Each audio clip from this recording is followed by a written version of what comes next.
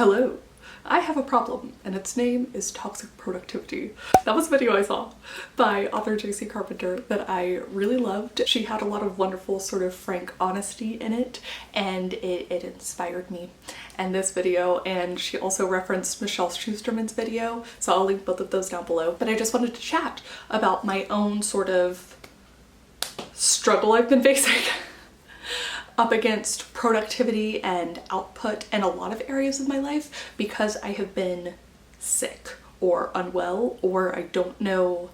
That's actually part of the problem, is I don't know. So let's just chat about all of it, and hopefully this is the moment that I can set forth, like this is a reset, I guess is what I'm hoping it'll be for me. One of the things that really resonated with me in JC's video was her mentioning in some ways that she like just can't give herself a break. Even when she tries to force a break, be like, no, you need this time off, like rest and relaxation is good, that refilling the creative well is good, and all this stuff. She still has this like thing in the back of her mind, like you're not doing enough, and that's where the whole toxic productivity comes in. And I think as a collective, authortube group has sort of moved past some of the worst struggles with toxic productivity, or at least we kind of chatted about them. I don't know if everyone was around during that time.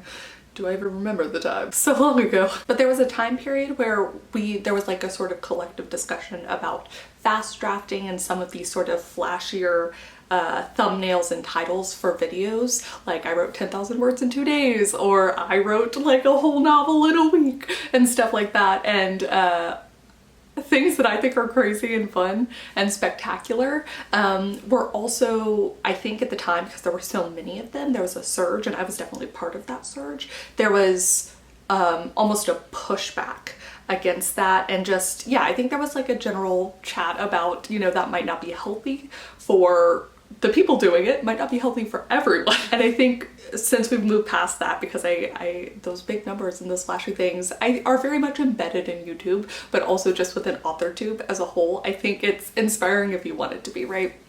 So we've kind of moved past this. We had a little moment. For me, you know, I still love my crazy goals. I still love my insane, impossible experiments.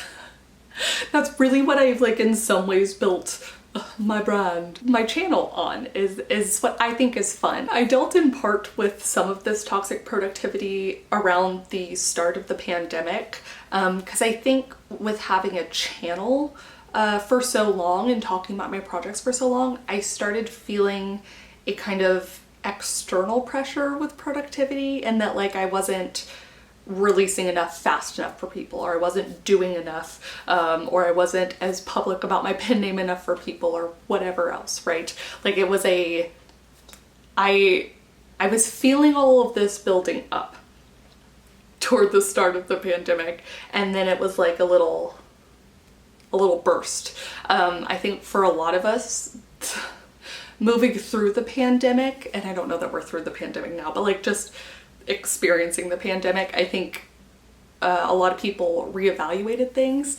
And for me, you know, after deaths in the family, deaths of friends, and you just kind of, and just the general everything, you get to a point where you're like, who fucking cares? And I wish that I was able to see that at the time, but I was putting undue stress on myself with outside opinions and voices, and caring more in some ways about how something would look to people who already don't like me. You know, I wish I could have realized then, but apparently the pandemic the pandemic helped me push through, at least quieting the outside voices. But how this circles back to the toxic productivity is that it didn't, you know, cut out the toxic productivity in me. Especially as I was getting to a place where I wanted to like release stories at a certain time. So, you know, you sort of have to start backtracking. A lot of the ways I was setting goals, a lot of the ways you have to set goals when you're doing indie publishing is like, okay, I need to get it to an editor by this stage, so then back up however long it needs to be done by then, because it needs to have gone through beta readers, and then it needs to do X, Y, like the whole step process, right? And then I was also applying that in some ways to other stories that I'd hoped to traditionally publish one day, because at a certain point you do need those hard deadlines, right? But it was getting to be a lot, and not in an unfun way, but just in like a not maintainable way. And I was slowly getting to a place where I was able to correctly evaluate how long certain things took me. I've talked about that a lot recently, where I've been like, okay, I need to account for like this many days when I'm on my period and I know it's just nothing is going to happen, and I need to account for potentially like 1 or 2 days when I'm sick each month, or I need to whatever. And so I was kind of getting into a rhythm that I thought was sustainable. And then I don't know if you've noticed, but there have not been as many videos. This is actually in my like 5 years of consistent uploads. This is the fewest amount of videos I've released in this kind of time period ever, and it feels really weird. And I've been canceling a bunch of my Twitch streams, and I had to push back a bunch of deadlines, and I've had to stop because I've been experiencing what I think are now a different form of a migraine than I've had in the past. I've struggled with migraines since I was basically a preteen time period, on and off for years, and on and off in severity. And then I started experiencing something else where I was like, I can't tell if this is a migraine, and this is the same kind of thing. It feels different, it looks different. I'm someone who gets a visual aura before I get the migraine headache that just like knocks me out for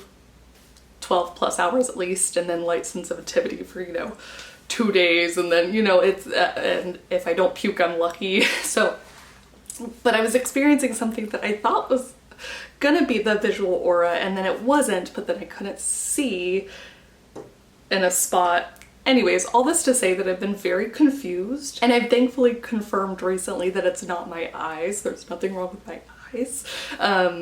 But like the doctor insurance spiral is a very long process. So anyways, this is not aided by the fact that I get very anxious about getting migraines. So, oof.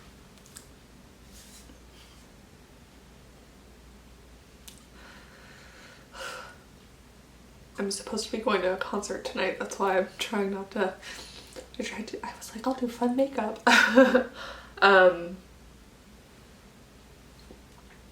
Ooh.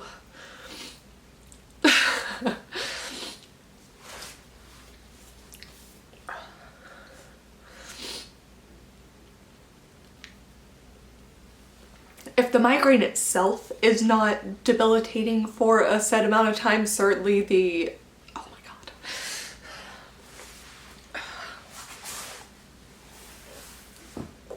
Anyways, the anxiety from it is also debilitating. So sometimes I might not even have a migraine, or it won't be something that forms, but I get so freaked out about it that I feel like I can't do anything. So this has basically forced my hand in a lot of ways. I've been working towards finding out, you know, what potentially triggers them, keeping a headache journal, which I've not had to do in years. The problem with migraines is that what triggers some people might not trigger other people. And then, and you don't know, like when I was a kid, I was convinced, following my headache tracker, that cinnamon, for whatever reason, was causing my migraine. And so I didn't eat cinnamon for months, and I love cinnamon.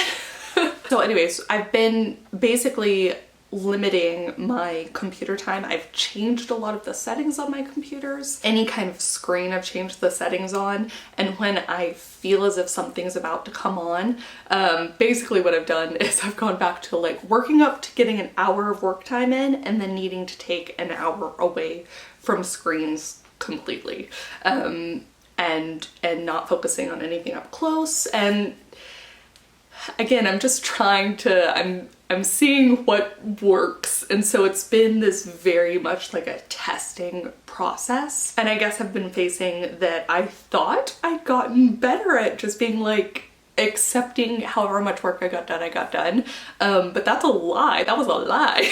When I'm actually faced with like, no, really any work done I get is great, like kudos for that. It's been a stark difference.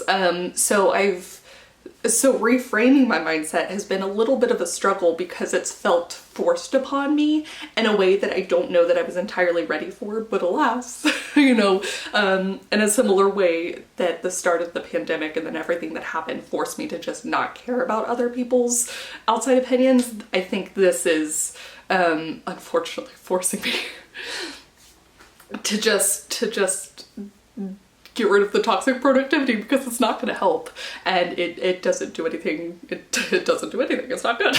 And so in that vein, what I would actually like to do as part of this reset is go ahead and get rid of my calendars. So we're gonna tear up some calendars, and I'm going to go ahead and cancel my Twitch streams for now. I've been canceling them on like a day-by-day basis, hoping I can work myself up to being like, I can do this, I can do this. But I'm just gonna go ahead and cancel them, and that's it. The YouTube videos you have been seeing are ones that have been a really long process coming in a lot of ways. Posts online are ones that maybe, like, I made a Patreon post about this before I'd gotten the eye doctor visit in to confirm it was indeed not my eyes, as we've had, my family has a whole lot of eye-related issues, so I was like a little bit panicked. Don't know that this is better, but you know. So really, I'm starting over from scratch. The hour on, hour off method, you'll see soon in a video. Soon being in quotes, because of course the hours on, hours off have to be shared with video editing. They have to be shared with any and all amounts of writing, line editing, revising, beta reading, whatever that I want to do now. And so it's just, what I can do, I have moved to doing on the notebook, and I'd love to experiment more with voice to text. Again, a lot of this stuff is kind of stuff I wanted to do anyways, but it is forcing my hand quite a bit. Yeah. I've had to cancel like the concert tonight. I'm really just talking myself down and through it all day because I don't want to have to, I want to go to the concert. I'm excited about it, but I've had to cancel some other things that I was also excited about. So yes, and I guess I'm just sharing this as an update to why there's not been a lot of videos, why there's not been many streams, but also like,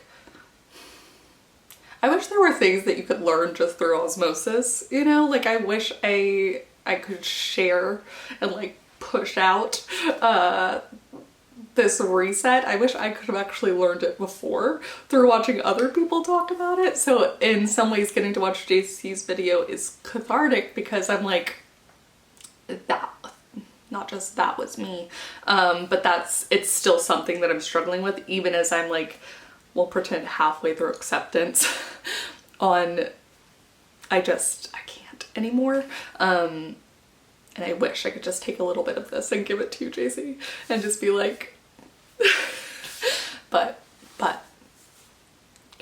this is how I am learning. So that's fun. I would love to know if you have struggled with toxic productivity before, if authortube itself has kind of contributed to that for you, or if getting to, I guess the flip side of that is getting to watch videos like JC's or Michelle's and getting to hear other people talk about their struggles with it, if it's made you feel less alone and maybe sort of crowdsourced better ways to move forward. And if you have some kind of illness, whatever that may be, if that's sort of forced your hand, I guess I'd love to know how you got through it. What that process was like for you and how you adapted to maybe, I really don't like the phrase new normal anymore. But yeah, to your new baseline. Yeah? Is that it? I guess. Thanks for watching. Me cry.